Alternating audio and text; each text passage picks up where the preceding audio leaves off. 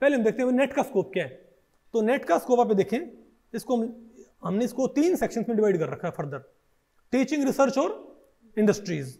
तो पहले बताते हैं आपको भाई कि टीचिंग के अंदर नेट का क्या कंट्रीब्यूशन होता है। देखो ये भाई गवर्नमेंट ऑफ इंडिया की कंडीशन होती है, अगर आप कॉलेज लेवल के ऊपर या आप यूनिवर्सिटी लेवल के ऊपर पढ़ाना चाहते हो तो आपके पास नेट का सर्टिफिकेट होना मस्ट है। आमतौर पे भाई हमारे दिमाग में एक ये मिसकंसेप्शन होता है कि आपको यूनिवर्सिटी लेवल पे या भाई कॉलेज लेवल पे पढ़ाने के लिए आपको पीएचडी करनी पड़ती है। पीएचडी एक अच्छी बात होती है भाई, अगर आपने पीएचडी कर रखी है तो आपको डेफिनेटली उसकी वेटेज मिलेगी, लेकिन वो कंडीशन नहीं होती। कंडीशन मेन क्या होती है, आपके पास नेट का सर्टिफिकेट हो। बिना नेट के सर्टिफिकेट, पहले तो भाई कई बार ये भी कर दिया था कि पीएचडी वालों को एग्जेम्पशन थी कि अगर आपके पास पीएचडी है तो आपको भी नेट करने की जरूरत नहीं है, लेकिन अभी ये एग्जेम्पशन भी खत्म कर रखी है। ये सिर्फ 2009 से पहले वाले बच्चों के लिए है। जिसने 2009 से पहले क्या कर रखी है पीएचडी, उसको एग्जेम्पशन है भाई कॉलेजेस में या यूनिवर्सिटीज में अप्लाई करने के लिए। अगर आपकी पीएचडी भाई 2009 से बाद की है, और डेफिनेटली मेरे ख्याल से आप सभी की पीएचडी 2009 के बाद ही होएगी, आई थिंक, है ना, इसमें तो कोई डाउट नहीं होना चाहिए। ठीक है, तो भाई ये भी पक्की बात है कि आपके ऊपर ये एग्जेम्पशन लागू नहीं होगी। यानी कि आपने अगर कॉलेजेस में पढ़ाना है या आपने भाई यूनिवर्सिटीज में अपने पढ़ाना है तो आपको ये एग्जाम क्वालिफाई करना जरूरी है। ठीक है, आप इसको ऐसे माने, इसका नाम ही क्या होता है, नेशनल एलिजिबिलिटी टेस्ट। इसका मतलब क्या है कि आप नेशनल लेवल पे आपको जो ग्रेजुएशन और भाई पोस्ट ग्रेजुएशन उन बच्चों को पढ़ाने की आपके पास एलिजिबिलिटी आ जाती है। ठीक है, इसका नाम नेट है। और देखो भाई इसके और भी कई फायदे हैं, नेट के एग्जाम के और भी इसके बहुत सारे फायदे हैं। ठीक है, इसका भी सबसे बड़ा फायदा तो ये है, चलो इसको भाई पहले ये देख लेते हैं कि बाकी एग्जाम्स के मुकाबले इसके क्या क्या बेनिफिट है। देखो अगर आप भाई छोटे लेवल पे आप पढ़ाना चाहते हो, अगर आप 5वीं क्लास तक पढ़ाना चाहते हो, ठीक है, तो आपके पास भाई 12th होनी चाहिए ना, आपके पास 12वीं हो और आपके पास क्या हो भाई जेबीटी हो, और उसके बाद आपको जो क्या होता है पीआरटी। अरे भाई आपको पीआरटी आपको एग्जाम देना पड़ता है। ठीक है, और उसके बाद मेरे ख्याल से स्क्रीनिंग वगैरह होते हैं। ठीक है, इजंट इट। और अगर आपने भाई पढ़ाना है 10th क्लास तक तो आपके पास क्या होना चाहिए, आपके पास बीए, बीएससी, बीकॉम, और साथ में क्या होनी चाहिए बीए, बीएससी, बीकॉम और प्लस बीएड भी होनी चाहिए आपके पास, इजंट इट। तभी आप और उसके बाद भाई बीएड के बाद आपको जो टीजीटी क्या होता है, एचटेट, सीटेट, जो इनकी जो दिल्ली का है या भाई हरियाणा का है, वो आपने क्वालिफाई करना जरूरी होता है, इजंट इट। और उसी तरीके से अगर आप भाई पढ़ाना चाहते हो 11th 12th लेवल के ऊपर तो आपके पास क्या होनी चाहिए, MA, MSc, MCom plus BEd plus PGT, HTET, CTET या आरटेट, जो भी भाई आप जिस स्टेट में अप्लाई करना चाहते हो, इजंट इट। तो भाई नेट के एग्जाम का इससे एक फायदा है, इन तीनों टीचिंग लेवल्स पे नहीं है। आपने जितनी एजुकेशन एक्वायर कर रखी है, आपने जितनी एजुकेशन हासिल कर रखी है उसमें, और जिस लेवल पे आप पढ़ा रहे हो उसके अंदर एक ऑफ सेट होता है। कैसे, आपने कर रखी है 12th और जेबीटी, ठीक है बात, और आप पढ़ाने के लिए एलिजिबल हो 5वीं क्लास तक, इजंट इट। तो यहां पर भाई एक 7 साल का एक तरह से ऑफ सेट नहीं है क्या, आप 7 लेवल 7 दर्जा कम पढ़ा सकते हो, इजंट इट। सिमिलरली अगर आपने भाई बीए, बीएससी, बीकॉम कर रखी है तब भी आप बताओ भाई कहां पढ़ा सकते हो, 10th क्लास तक।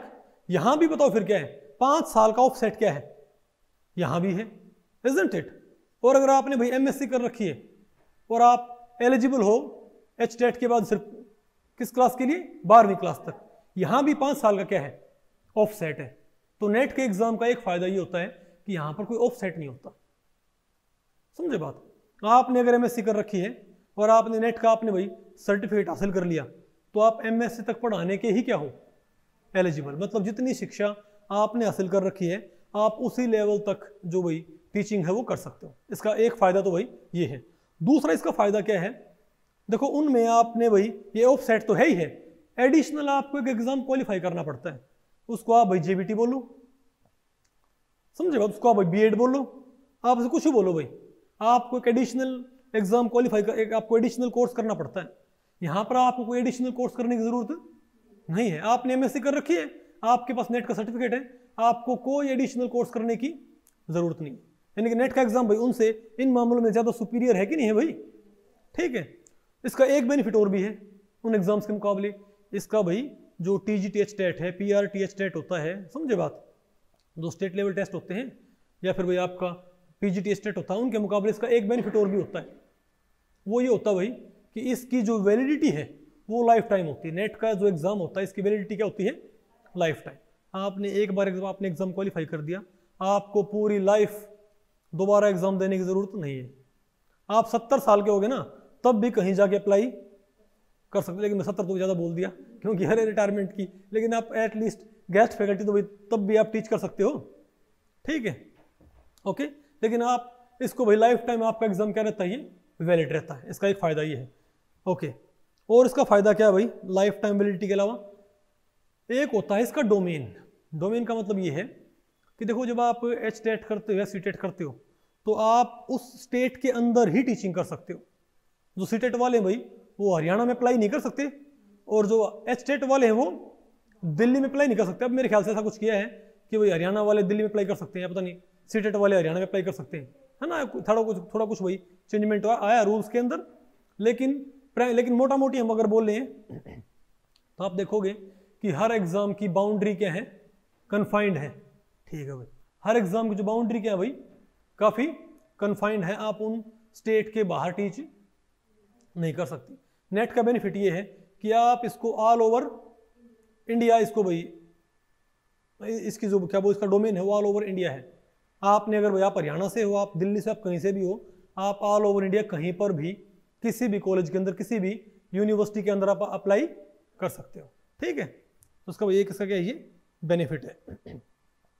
तो हम देख लिया भाई कि टीचिंग में तो भाई बिना नेट के हम अप्लाई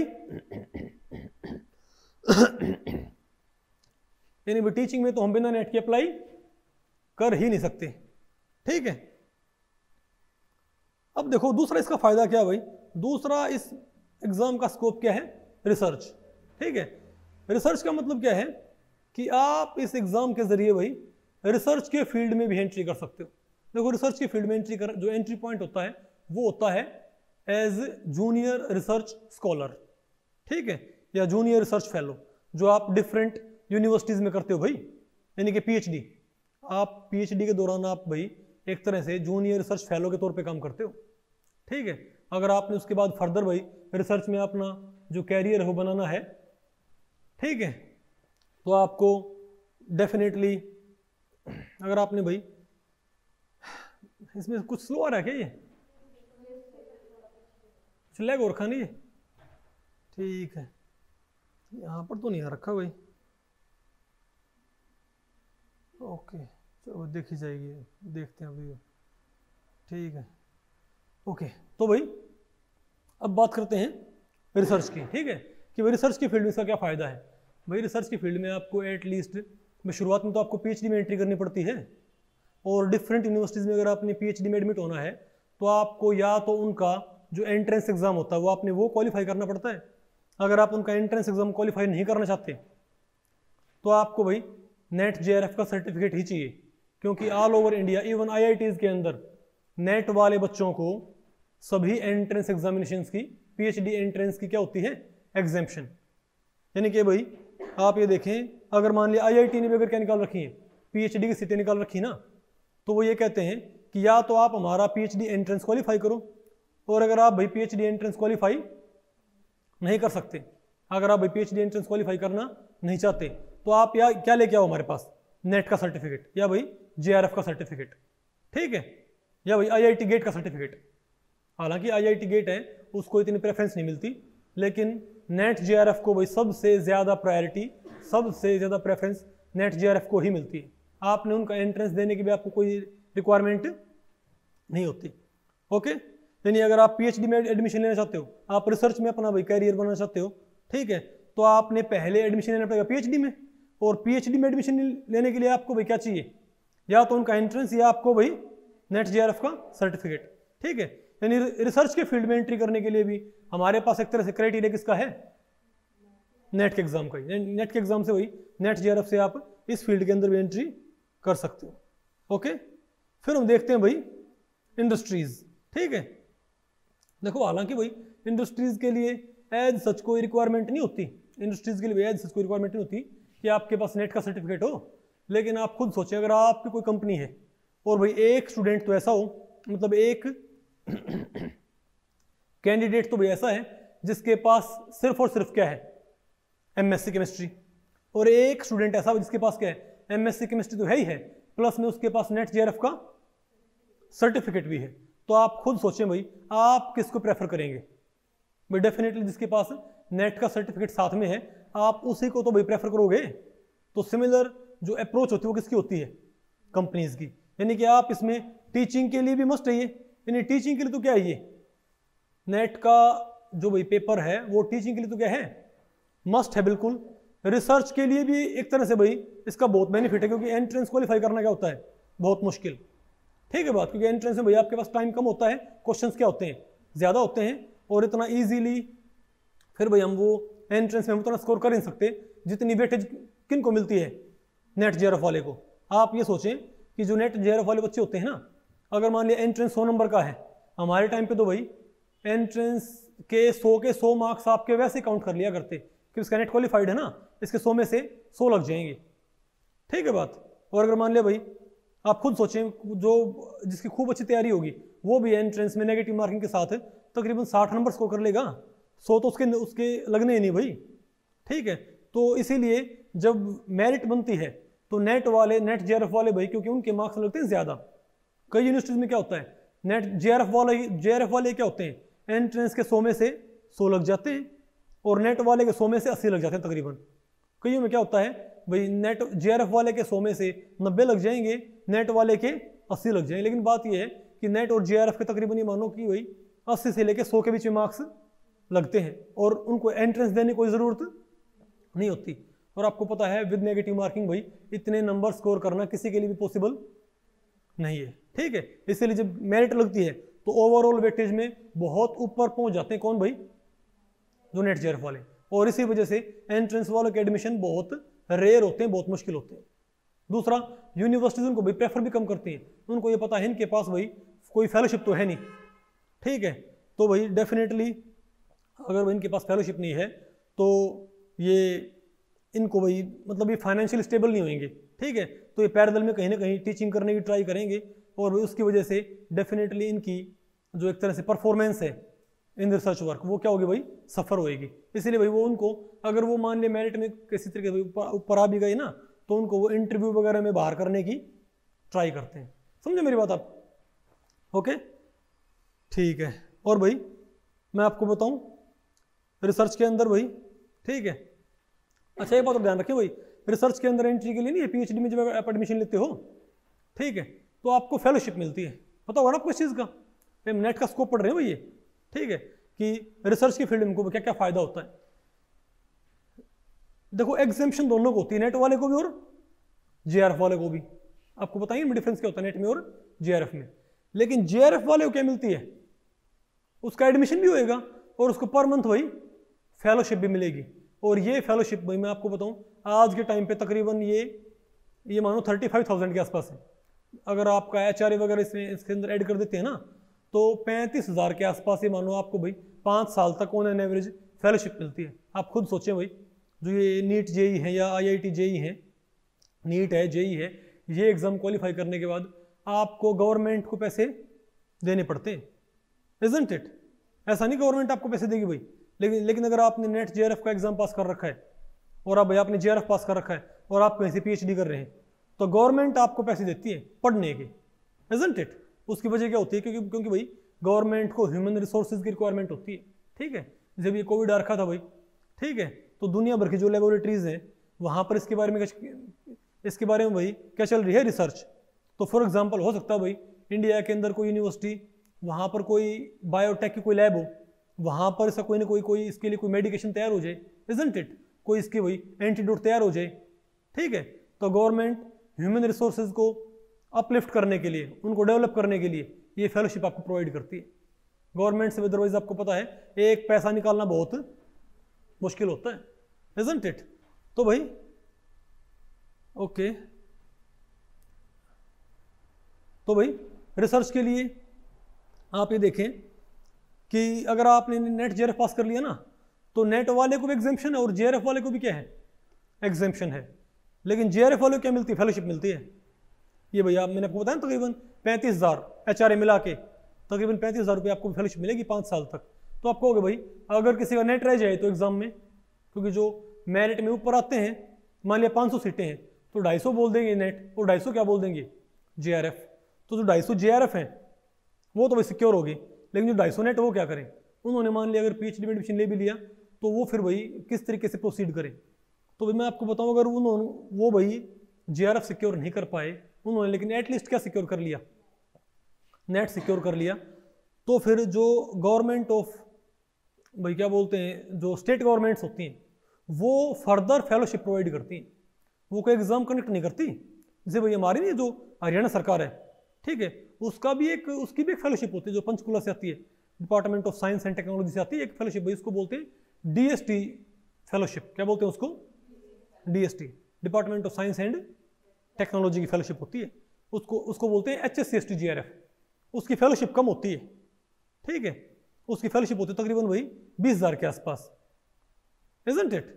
लेकिन आपने सिर्फ क्या बोलना है कि भाई मैंने सेंट्रल JRF के लिए अप्लाई किया था और मैं JRF सिक्योर नहीं कर पाया, लेकिन मैंने एटलीस्ट क्या सिक्योर कर लिया है, नेट मैंने सिक्योर कर लिया है, तो क्या भाई आप मुझे फेलोशिप प्रोवाइड कर सकते हैं फॉर PhD। तो वो ये कहेंगे कि अगर आप हरियाणा से PhD करते हो, भाई जो स्टेट का है, जिस स्टेट से आप हो, अगर आप हरियाणा से PhD करते हो ना तो हम आपको फेलोशिप देंगे।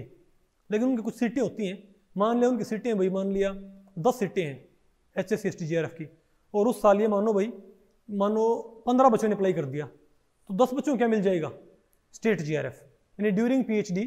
अब उनको कौन फंड कर रहा है, उनको स्टेट गवर्नमेंट, हरियाणा सरकार। ओके, फिर आप ये कहोगे भाई अगर मान लिया हमारी किस्मत खराब है और हम भाई ना तो सेंट्रल JRF कर पाए और हमारा नेट रह गया और भाई स्टेट JRF हमको नहीं मिल पाया, हम उन 5 बच्चों में रह गए, तब क्या हमको भी फेलोशिप नहीं मिलेगी? तब भी आपको फेलोशिप मिलती है। जो डिफरेंट कंपनीज होती हैं वो अपने रिसर्च एंड डेवलपमेंट के उसका जो वर्क होता है उसको अलग अलग यूनिवर्सिटीज़ में भी आउटसोर्स कर देती हैं। मान लिया कोई कंपनी है सैमसंग है, उनको कोई ग्लास तैयार करवाना है, ठीक है बात, अरे भाई कोई उनको ऐसा ग्लास चाहिए, ठीक है, जो बहुत ही हार्ड हो, मतलब बेटर क्वालिटी का ग्लास, और उनकी R&D मानो बिल्कुल भाई एग्जॉस्टेड है, तो वो यूनिवर्सिटीज़ में भाई एक प्रोजेक्ट भेज देते हैं। वो ये कहते हैं कि भाई वो किसी प्रोफेसर से बात करेंगे जिसका ग्लास वर्क पे काम हो। वो भाई अलग अलग यूनिवर्सिटीज़ में जाएंगे और किसी प्रोफेसर से बात करेंगे जिनका ग्लास वर्क के ऊपर काम हो, और उन्हें क्या बोलेंगे कि भाई हमको इस क्वालिटी का हमको ग्लास चाहिए, ठीक है, बनेगा नहीं बनेगा बाद की बात है, लेकिन आप ट्राई करें। हम आपको भाई 5 साल का आपका प्रोजेक्ट है और हम आपको भाई 50 लाख रुपए देंगे, ठीक है बात, उसमें से 20 लाख के आप इंस्ट्रूमेंट परचेज कर सकते हैं और 30 लाख से आप भाई कोई असिस्टेंट हायर कर सकते हैं। तो वो जो प्रोफेसर होएगा 20 लाख के, तो वो क्या कर लेगा, वो इंस्ट्रूमेंट परचेज कर लेगा और फिर वो कोई रिसर्च एसोसिएट हायर कर लेगा। और वो रिसर्च एसोसिएट कौन होता है, जो नेट वाले बच्चे हैं जिनका PhD में एडमिशन तो रखा है, लेकिन ना जिनके पास सेंट्रल JRF ना जिनके पास भाई स्टेट JRF, ठीक है, वो उसको बोलेगा कि भाई मैं तुम्हें हर महीने 25,000 रुपये 30,000 रुपये, जितने का भी वो प्रोजेक्ट है उतने में मैं भैया आपको पर मंथ पे करूँगा, आपने मेरी इस काम में हेल्प करनी है। उसको बोलते हैं प्रोजेक्ट फेलो, ठीक है बात। यानी अगर आप सेंट्रल JRF या स्टेट JRF आप भाई कवर नहीं कर पाए, तब आपको क्या मिल सकता है, प्रोजेक्ट फेलो, ठीक है, यानी आपको भाई इजंट इट, ठीक है। फिर आप ये कहो कि नहीं भाई हमारी किस्मत खराब है, हमको प्रोजेक्ट भी नहीं मिला, ठीक है बात, भाई प्रोजेक्ट वहाँ पर भाई या तो उस टाइम पे उस डिपार्टमेंट में था नहीं भाई, और था तो भाई ये मानो जितने थे प्रोजेक्ट वो सारे भाई किसी ने ले लिए थे, ठीक है, तब क्या किया जाए, तब भाई एक बात और भाई, प्रोजेक्ट फेलो की जो सैलरी होती है एक तरह से वो इवन JRF से ज़्यादा भी हो सकती है और भाई कम भी हो सकती है, वो डिपेंड करता है कि वो प्रोजेक्ट भाई कितने रुपए का है, ओके। फिर आपको भाई नहीं हमको तो कुछ भी नहीं मिला, अब हम क्या करें, तो भाई जो अलग अलग यूनिवर्सिटीज़ है ना उनके URS भी होते हैं, क्या होते हैं, उसको बोलते हैं URS, यूनिवर्सिटी रिसर्च स्कॉलरशिप। जो डिफरेंट यूनिवर्सिटीज़ हैं वो फिर URS प्रोवाइड करती हैं, समझे बात। वो होता है 10-12 हज़ार के आसपास, लेकिन भाई कुछ ना मिले उसे तो क्या है, ये बैटरी है, ठीक है। तो बहुत चांसेस है भाई, अगर आपका सेंट्रल JRF रह गया तो आपको क्या मिल जाएगा, स्टेट JRF। अगर आपको स्टेट JRF नहीं मिला तो आपको क्या मिल जाएगा, प्रोजेक्ट फेलो। और अगर आपको भाई प्रोजेक्ट भी नहीं मिल पाया तो आपको क्या मिल जाएगा, URS। ओके, ये तो भाई इसके तो बहुत ज़्यादा चांसेस है। ओके, और इसके बाद अगर अब आपको भाई इनमें से कुछ भी ना मिले तब मैं आपको भाई गाइड करूंगा कि आप PhD में एडमिशन ना लें, क्योंकि PhD में आपको भाई केमिकल्स खरीदने पड़ते हैं, आपके भाई और भी एक्सपेंसेस होते हैं, ठीक है। वो सारे एक्सपेंसेस भाई जेब से करना कोई अक्लमंदी की बात नहीं है। फिर आप ट्राई करें नेक्स्ट ईयर या किसी दूसरी यूनिवर्सिटी के अंदर, ठीक है बात। तो ये तरीका होता है।